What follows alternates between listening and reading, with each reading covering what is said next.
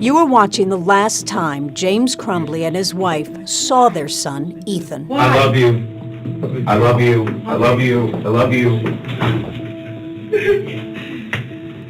Ethan killed 4 students and wounded 7 other people at his Michigan high school in 2021. His mother, Jennifer, was found guilty on 4 counts of involuntary manslaughter. It's the first time ever that a parent has been held directly responsible for a mass shooting committed by their child. Now his father, James, is on trial, facing the same charges. He has pleaded not guilty.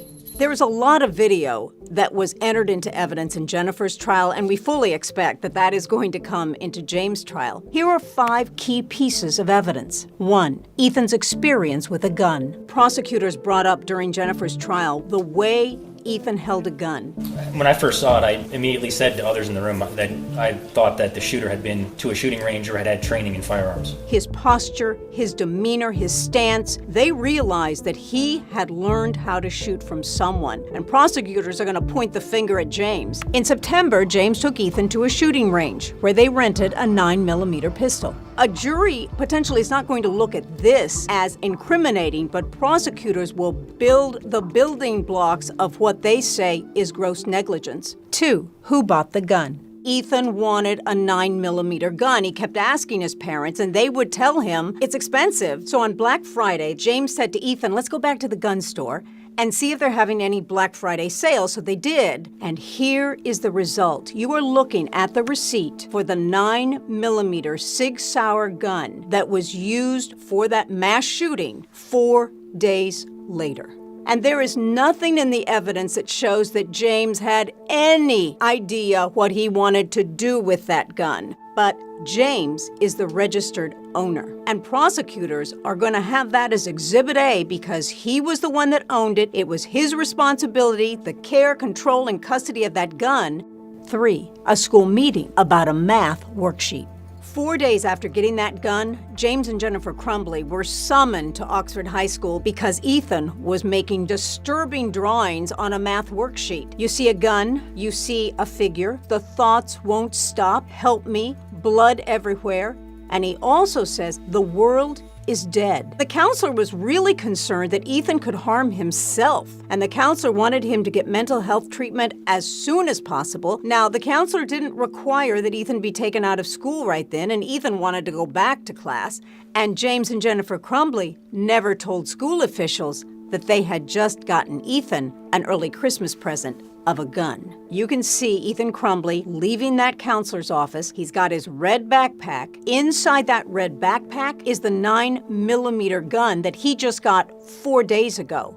He goes to class and less than 2 hours later emerges from the bathroom and starts firing at his classmates. James and Jennifer left right behind him. Very short meeting, about 10-11 minutes, and they go back to their jobs.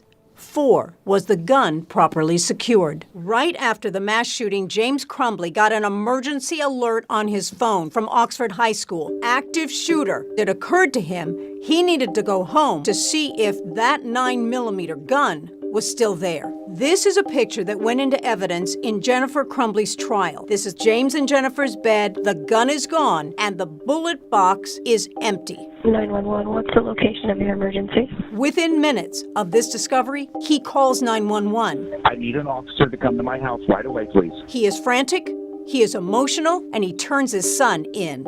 I think my son took the gun. I don't know if it's him. I don't know what's going on. I'm really freaking out.